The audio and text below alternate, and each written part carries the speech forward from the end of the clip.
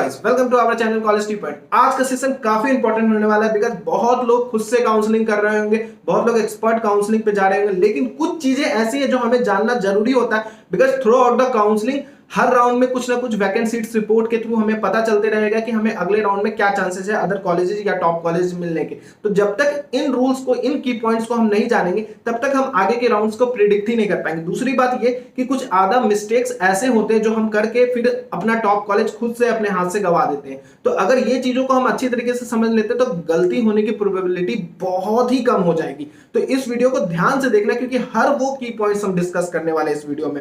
और मैं बता दूं, जिन्होंने हमारा ऐप डाउनलोड नहीं किया, आप डाउनलोड कर सकते हो। वहां पे प्रिडिक्टर आपको मिल जाएगा, जेई एडवांस का भी, जेई मेन का भी और आईपीओ का भी, और बहुत सारे कॉलेजेस ऑलरेडी अवेलेबल है। प्रिडिक्टर के थ्रू आप एक ही साथ देख सकते हो होम स्टेट कोटा से आपको कौन से कॉलेज मिल सकते हैं, अदर स्टेट और ऑल इंडिया कोटा से कौन से कॉलेजेस मिल सकते हैं with in a one click. तो डेफिनेटली जाके प्रिडिक्टर को ट्राई करना, बहुत अच्छे तरीके से डिजाइन किया गया है। तो बिना देरी किए हुए वीडियो को स्टार्ट करते हैं। यहाँ पे मैंने एक सीक्वेंस में चीजों को समझाया है, तो बहुत अच्छे तरीके से समझते चलना। जो जो चीजें आपको जाननी जरूरी है वो सारी चीजें हम इस वीडियो में कवर करने वाले हैं। तो यहाँ पे बहुत सारे कॉलेजेस आपको देखने को मिल रहे होंगे जिसमें होम स्टेट कोटा और अदर स्टेट कोटा लग रहा होगा, और बहुत सारे ऐसे कॉलेजेस हैं जिनमें होम स्टेट और ऑल इंडिया कोटा लग रहा होगा, ठीक है। और कुछ आधे कॉलेजेस ऐसे भी, जैसे ट्रिपल आईटीज की बात करें, जिनमें केवल और केवल ऑल इंडिया कोटा लगता है। तो अब बेसिकली इन तीनों में डिफरेंस क्या है? होम स्टेट कोटा आप सभी को पता है, जहां से आपने 12th का एग्जामिनेशन दिया वो कंसीडर होता है आपके होम स्टेट कोटा में। आपका नेटिव प्लेस जो भी हो, लेकिन 12th एग्जामिनेशन आपने जहां से दिया वही आपके होम स्टेट कोटा में आएगा। अदर स्टेट कोटा और ऑल इंडिया कोटा में क्या डिफरेंस होता है, इसको एक छोटे से एग्जांपल के थ्रू मैं समझाना चाहूंगा। लेट करो मैं वेस्ट बंगाल से बिलोंग कर रहा हूं और एनआईटी दुर्गापुर के सीएससी में एक सीट वैकेंट आई। अब वो एक सीट वैकेंट अदर स्टेट के लिए आई है या होम स्टेट के लिए आई है, ये चीजें बहुत ज्यादा डिपेंड करेंगी कॉलेज किनको मिलेगा। लेट करो कि मेरा तो होम स्टेट कोटा और सीट आ गया वन, जो एक खाली था सीट वो अदर स्टेट कोटा में आ गया, और एक कैंडिडेट है जिसका 5000 रैंक है और मेरा 4000 रैंक है, लेकिन वो कॉलेज मेरे को नहीं मिल पाएगा, वो कॉलेज अदर स्टेट वाले को मिल जाएगा बिकॉज एक जो सीट खाली आई है वो अदर स्टेट में आएगी। तो होम स्टेट कोटा वालों को केवल होम स्टेट का वहां से रिजर्वेशन मिलेगा, बाकी अदर एनआईटीज में उनको अदर स्टेट कोटा का रिजर्वेशन मिलेगा। लेकिन यही चीज अगर ऑल इंडिया कोटा पे होती, लेट करो कोई ऐसा कॉलेज होता जिसमें ऑल इंडिया कोटा लग रहा होता, तो फिर वो मेरे को कॉलेज मिल जाता, क्योंकि वो जो एक सीट खाली आई थी वो ऑल इंडिया कोटा के लिए। तो ऑल इंडिया कोटा का मतलब होता है कि सारे स्टेट इंक्लूडिंग होम स्टेट भी उसमें आ जाएंगे। लेकिन अदर स्टेट का यह मतलब होता है कि एक्सेप्ट होम स्टेट जितने भी स्टेट हैं इंडिया के वो अदर स्टेट में लाई कर रहे होंगे।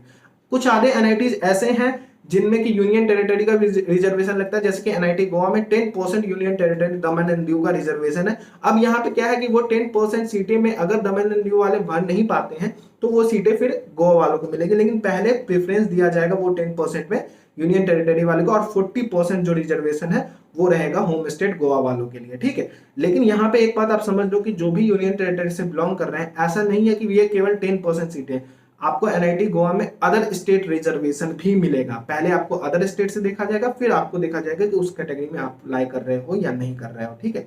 इसी तरीके से कुछ आधे एनआईटीज और हैं। अब यहाँ पे चीजें हम देख लेते हैं कि होम स्टेट और अदर स्टेट का जो चीज मैंने बताया था कि देखो, अगर आपका एलिजिबिलिटी अदर स्टेट का है और आपको सीट होम स्टेट से मतलब लोकेट कर दिया जाता, मतलब आपने कोई होम स्टेट में गड़बड़ी कर दी स्टेट कोड में और आपको होम स्टेट कोटा से कोई सीट मिल गई। लेट करो कि मेरा दुर्गापुर था, मतलब वेस्ट बंगाल था होम स्टेट, मैंने दिल्ली का होम स्टेट डाल दिया, तो मेरी सीट वहां पे होम स्टेट वाली कैंसिल हो जाएगी, मतलब वो सीट कैंसिल हो जाएगी, ठीक है।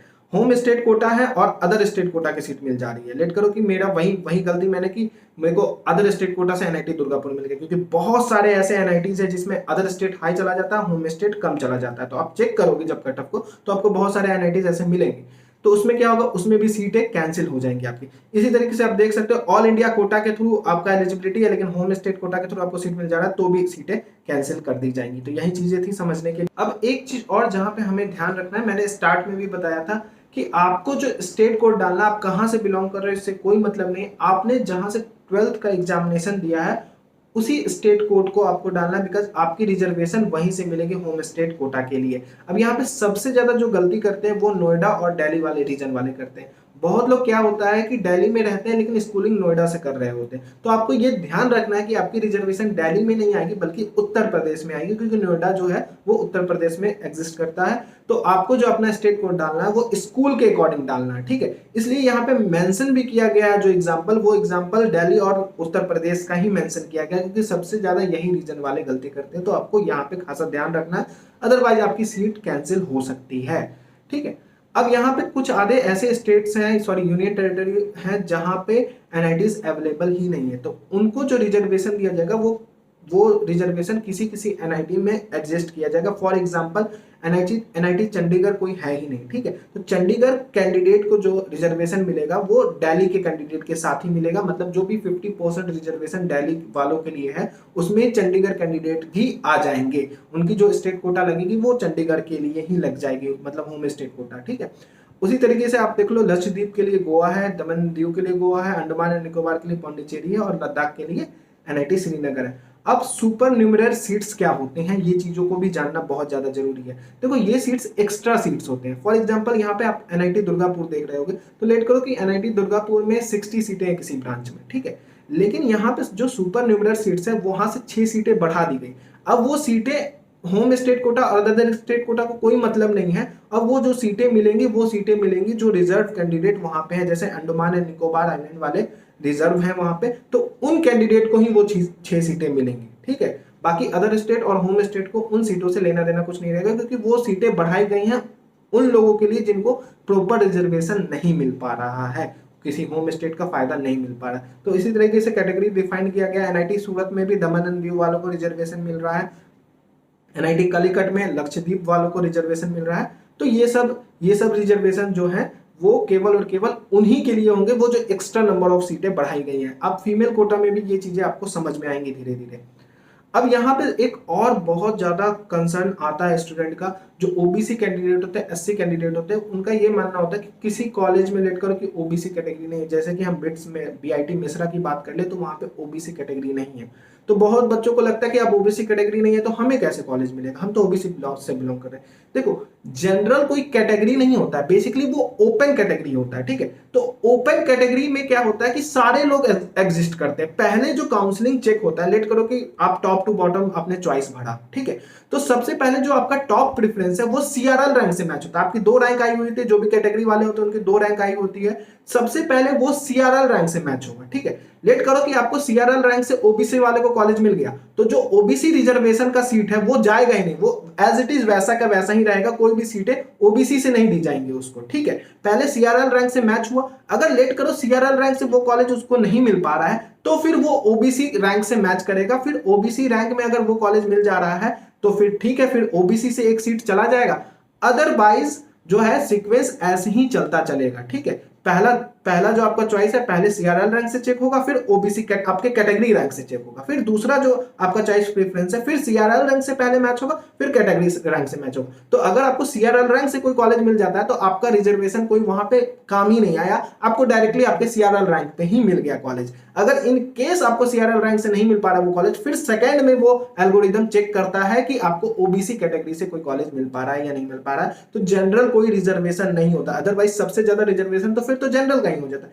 जनरल का मतलब होता है ओपन कैटेगरी, ठीक है। ओपन कैटेगरी सारे के लिए ओपन है, चाहे वो ओबीसी हो, एससी हो, एसटी हो। तो ये चीजें आपको जानना जरूरी है। जिस भी स्टेट में आपको या फिर जिस भी कॉलेज में आपको ओबीसी कैटेगरी नहीं लगता है तो फिर आप जनरल कंसीडर हो जाते हो, मतलब ओपन कैटेगरी कंसीडर हो जाते हो। अब यहाँ पे देख लो कि आपको जैसे ही जोसा के आप अप्लाई करने जाओगे तो वहां पे कुछ चेंजेस आपको करने को मिलेंगे। तो वो जो चेंजेस है वो कि पीडब्ल्यू, लेट करो कि आप पीडब्ल्यू से बिलोंग कर रहे थे, आपका सर्टिफिकेट तैयार नहीं हो पाया लेकिन आपको काउंसलिंग करना है, तो आप अपना चेंज टैग जो है वो चेंज कर लोगे, पीडब्ल्यू से डी से जनरल पे चले जाओगे। उसी तरह से ईडब्ल्यूएस वाले ने पहले तो डाल दिया ईडब्ल्यूएस, लेकिन अब उनकी सर्टिफिकेट नहीं बन पा रही है तो वो जनरल कैंडिडेट में कन्वर्ट हो सकते हैं। उसी तरीके से आप ये सीक्वेंस देख लो। लेकिन यहाँ पे एक बात ध्यान रखने वाली है कि जनरल कैंडिडेट ईडब्ल्यूएस में फिर स्विच नहीं कर सकते, क्योंकि उनकी ईडब्ल्यूएस रैंक आई ही नहीं। और मैंने पहले भी समझाया था कि पहले सीआरएल रैंक से फिर कैटेगरी रैंक से चेक होता है। तो आपकी जब कैटेगरी रैंक आई ही नहीं है तो फिर आप कैसे वाइस वर्सा कर पाओगे, मतलब जनरल से ईडब्ल्यूएस में जा पाओगे। अगर एक भी कैंडिडेट को एक्स्ट्रा रैंक दे दिया जाता तो सारे जो उसके नीचे कैंडिडेट होंगे सारे की रैंकिंग चेंज करनी होगी। That is not possible in practical point of view. ठीक है, तो इस चीजों को आपको ध्यान में रखना है कि आप जो चेंज कर सकते हो वो जो पीडब्ल्यूडी से जनरल में चेंज कर सकते हो, ओबीसी पीडब्ल्यूडी से ओबीसी में चेंज हो सकते हो, लेकिन उल्टा आपका प्रोसेस नहीं घूम सकता है। ठीक है, तो ये चीजें आप यहां पे ध्यान में रखोगे। अब यहाँ पे जो फीमेल कोटा रिजर्वेशन आता है, ये भी चीजें समझना ज्यादा जरूरी है। यहाँ पे भी वही चीज अप्लाई होता है कि सीटें बढ़ा दी जाती है। लेट करो कि किसी भी एनआईटी या आईआईटी में पर्टिकुलर ब्रांच में 60 सीटें हैं, तो 6 सीटें फिर इंक्रीज कर दी गई, 10 सीटें इंक्रीज कर दी गई फीमेल कैंडिडेट के लिए। ठीक है, तो वो जो 10 सीटें हैं उनमें केवल और केवल फीमेल कैंडिडेट को ही एडमिशन मिलेगा। अदरवाइज जनरल कैंडिडेट मतलब जो मेल कैंडिडेट है उनको उन सीटों पे एडमिशन नहीं मिलेगा। और यहाँ पे एक बात और जानने वाली है कि जो फीमेल रिजर्वेशन मिलता है तो सबसे पहले फीमेल कोटा ही फिल होता है, उसके बाद जनरल कोटा। लेट करो कि कोई फीमेल कैंडिडेट है जिसका रैंक 4000 आया हुआ है। ठीक है, तो यहाँ पे सबसे पहले पर्टिकुलर कॉलेज में देखा जाएगा कि फीमेल कैटेगरी से सीटें हैं या नहीं अवेलेबल। अगर सीटें हैं तो सबसे पहले वो फीमेल कैटेगरी में जाएगा। ठीक है, अगर इन केस फीमेल कैटेगरी में वो सीट नहीं मिल पाती फिर जनरल कैटेगरी से चेक होगा। तो ये एक एडवांटेज भी मिल सकता है आपको, जो मेल कैटेगरी है उनके लिए ये एडवांटेज की तरह भी काम करता है, क्योंकि पहले यहाँ पे उल्टा प्रोसेस होता है। पहले फीमेल कैटेगरी से चेक होता है, अगर फीमेल कैटेगरी में अवेलेबल है तो वहां पे सीट मिलता है, फिर जनरल कैटेगरी में जाके चीजें चेक होती हैं। तो ये चीज भी क्लियर हो गई आपकी। अब यहाँ पे एक और छोटा सा डाउट जो क्लियर करना चाहूंगा मैं, ये मल्टीपल रैंक स्टूडेंट वाला चीज क्या है। अब लेट करो कि मेरी रैंक 4000 है और सामने वाले की भी रैंक 4000 है और हम दोनों के अपर प्रेफरेंस में सेम कॉलेज है और सेम ब्रांच है। लेट करो मेरे भी एनआईटी दुर्गापुर का सीएससी ब्रांच है और सामने वाला जिसका सेम रैंक है उसके भी एनआईटी दुर्गापुर का सीएससी ब्रांच है, और अवेलेबल सीट केवल और केवल एक ही है, केवल और केवल एक ही, अदर स्टेट की एक है और हम दोनों अदर स्टेट से बिलोंग कर रहे हैं। तो अब वो सीट किसको मिलेगी? ऐसा तो नहीं है कि उसको मिल जाएगी फिर मेरे साथ नाइंसाफी हो जाएगा। तो वहां पे क्या होता है, एक सीट को फिर इंक्रीज कर दिया जाता है। ठीक है, फिर वो सीएससी ब्रांच दोनों को मिल जाएगी। ठीक है, तो यहां पे ये रूल अप्लाई होता है। ठीक है, अब ये चीजें समझ में आ गई। अब आते हैं रजिस्ट्रेशन प्रोसेस पे। तो मैंने समझा दिया कि कुछ आधे आपको चेंजेस करने पड़ेंगे। अगर आपको लगता है कि आपको चेंज करने की जरूरत है तो आप चेंज कर सकते हो वहां पे, वरना एज इट इज रहने दोगे। उसके बाद आपको चॉइस फिलिंग करनी है, मॉक सीट एलोकेशन होगा। उसके बाद फिर से आपको एक बार चॉइस देख लेना है कि आपने सही वे में अरेंज किया है या नहीं किया, क्योंकि चॉइस फिलिंग ही मेन थिंग होता है काउंसलिंग का। अगर आपने एक बार परफेक्ट वे से चॉइस फिलिंग कर दी तो डेफिनेटली आपको टॉप कॉलेज मिलने का चांस और प्रोबेबिलिटी हाई हो जाएगा। दूसरा चीज होता है प्रोसेस समझना। तो प्रोसेस मैंने बहुत अच्छे तरीके से समझाया, आपको सारी चीजें इसमें कवर की गई हैं, तो आप इसी प्रोसेस को ऐसे फॉलो करते जाओगे। अब जो प्रोसेस आपको through out the counselling follow करना, उस पर आते हैं। फ्लोट, फ्रीज और स्लाइड, ये तीनों का मतलब क्या होता है, मीनिंग क्या होता है। ठीक है, लेट करो कि आपको फर्स्ट राउंड में कोई कॉलेज मिल गया। ये सारे प्रोसेसेस सेकंड राउंड से ही स्टार्ट होंगे, फर्स्ट राउंड कॉलेज अलॉट होने के बाद। ठीक है, तो आपको ये सारे ऑप्शंस देखने को मिलेंगे। लेट करो आपको कोई ऐसा कॉलेज मिल जाता है और ऐसा ब्रांच मिल जाता है जो आपको चाहिए था। ठीक है, इसके ऊपर आपको जाने का मन नहीं है, आपको मन है कि मैं इसी कॉलेज में और इसी ब्रांच के साथ कैरी करूंगा, अब ऊपर का कॉलेज मिलेगा तो शायद मैं ना लूं, तो आप वहां पे फ्रीज का ऑप्शन ऑप्ट कर सकते हैं। एक बार आपने फ्रीज का ऑप्शन ऑप्ट कर दिया तो अगले राउंड से वो सीटें खत्म हो जाएंगी। ठीक है, वो सीटें मतलब कैरी नहीं रहेंगी, अगले राउंड वहीं पे वो फिक्स हो गई। जैसे 60 सीटें थी, एक बंदे ने फ्रीज कर दिया तो अगले राउंड से वो 59 सीटें कैरी होंगी, लेकिन एक बंदे का वो सीट रिजर्व हो गया। इसलिए आप ये भी देखते होंगे 7th राउंड में, जो प्रीवियस ईयर 2019 में 7th राउंड में बहुत सारी सीटें खाली हो जाती हैं। ठीक है, बहुत सारी सीटें खत्म हो जाती हैं। ये फ्रीज ऑप्शन का ही नतीजा रहता है, जिसके कारण सीटें खाली हो जाती है। अब आते हैं फ्लोट ऑप्शन पे। ठीक है, लेट करो कि आपको कॉलेज मिल गया है, लेकिन आपको चाहिए कि हमको और अपर जाना है, अपर प्रेफरेंस पे जाना है, अपर कॉलेजेस पे जाना है, तो आप फ्लोट ऑप्शन ऑप्ट करोगे। जब तक आपको मनचाहा कॉलेज नहीं मिलता आप फ्लोट ऑप्शन ऑप्ट करते रहोगे। ठीक है, और अब लास्ट में आता है स्लाइड का ऑप्शन। ठीक है, तो स्लाइड का ऑप्शन कौन लोग सेलेक्ट करेंगे। लेट करो कि आपको कॉलेज मिल गया, एनआईटी वारंगल आपको चाहिए था, एनआईटी वारंगल मिल गया, लेकिन इलेक्ट्रिकल ब्रांच मिल गया, आपको चाहिए सीएससी ब्रांच, लेकिन एनआईटी वारंगल ही चाहिए, उसके अलावा कोई भी आपको एनआईटी नहीं चाहिए अपर प्रेफरेंस में, तो आप स्लाइड का ऑप्शन ऑप्ट करोगे। उसमें क्या होगा कि आपको या तो वही कॉलेज वही ब्रांच के साथ रह जाएगा, या फिर आपको अगर अपग्रेडेशन हुआ तो उस कॉलेज में जो अपर प्रेफरेंस आपका ब्रांच का होगा वही मिलेगा। कॉलेज आपकी चेंज नहीं होगी, केवल और केवल आपकी ब्रांच चेंज होगी अगर आपका चांस बनता है तो ये तीनों प्रोसेसेस थे फ्रीज, फ्लोट और स्लाइड का। ठीक है, अब यहां पे आता है कि 5th राउंड तक ही आप विड्रॉल ऑप्शन ऑप्ट कर सकते हो। ठीक है, 6th राउंड से आपको विड्रॉल ऑप्शन देखने को नहीं मिलेगा 6th राउंड में, तो जो भी विड्रॉल लेना चाहते हैं वो 5th राउंड में ही विड्रॉल ले लेंगे। अदरवाइज 6th राउंड में आपको विड्रॉल का ऑप्शन वहां पे देखने को नहीं मिलेगा, ना ही फ्रीज, फ्लोट और स्लाइड का ऑप्शन देखने को मिलेगा, वो ऑटोमेटिकली कॉलेज आपकी फ्रीज हो जाएगी 6th राउंड में, क्योंकि वो लास्ट राउंड है। उसके बाद फिर सीसैप का अलग वीडियो आएगा, उस पर हम सीसैप को कंसिडर करके चलेंगे। और अगर आपको कॉलेज मिल जाता है, आपने फीस सबमिट किया, तो आप और कैंसिल लेते हो, लेट करो विड्रॉल लेते हो, तो 2000 रुपीज आपकी डिडक्ट कर ली जाएगी। ठीक है, तो ये बात का भी आपको ध्यान रखना है। और एक और इंपॉर्टेंट बात का आपको ध्यान रखना है कि वहां पे आपको कैंसिलेशन चेक मांगा जाएगा। तो ऐसा जरूरी नहीं है कि कोई स्टूडेंट का कैंसिलेशन चेक नहीं है तो वो अपलोड नहीं कर सकता है। आप किसी भी ऐसे फैमिली मेंबर का कैंसिलेशन चेक अपलोड करोगे जहां पे लेट करो कि अगर आप कैंसिल करते हो या विड्रॉल लेते हो काउंसलिंग से, तो वो जो पैसे हैं लेट करो आपने 35,000 देके फी एक्सेप्ट कर लिया, जनरल वालों के लिए और ओबीसी वालों के लिए 35,000 है, SC ST और PWD वालों के लिए 12,500 है शायद। ठीक है, वो एक बार क्रॉस चेक कर लेना आप। ठीक है, तो आपने एक्सेप्ट कर लिया और आप फिर से विड्रॉल का ऑप्शन लेते हो। ठीक है, तो विड्रॉल का ऑप्शन जैसे ही आपने ऑप्ट किया, तो आपकी जो अमाउंट होगी वो रिफंड होगी। तो वो रिफंड उसी अकाउंट में होगी जिस अकाउंट का आपने डिटेल दिया होगा और कैंसिलेशन चेक लगाया होगा। तो ये चीजें ध्यान से लगाना। बहुत सारे एक्सपर्ट काउंसलर से करा रहे होंगे, तो ये चीजें कंफर्म कर लेना कि भैया आप काउंसलिंग करो लेकिन चेक मेरी ही लगाना। ठीक है, अदरवाइज वो पैसे आपको फिर बहुत दिक्कत हो जाएंगे मिलने में। तो ये चीजों का आपको ध्यान रखना। इस वीडियो के लिए इतना ही था। अभी जोसा के रिलेटेड बहुत सारे वीडियोस आने वाले हैं जिसमें हम cut off related, counselling process में और क्या क्या बेहतरीन कर सकते हो, सारी चीजें हम अपलोड करते रहेंगे। जिन्होंने हमारा ऐप डाउनलोड नहीं किया, ऐप डाउनलोड कर लो, वहां पे भी अच्छे अच्छे कंटेंट हम लाते रहते हैं, PDF आपको मिलते रहेंगी ब्लॉग के सेक्शन में। तो डेफिनेटली जाके ऐप को ट्राई करो। ऐप प्रिडिक्टर से आप कॉलेज को भी प्रिडिक्ट कर सकते हैं। Thank you and best of luck.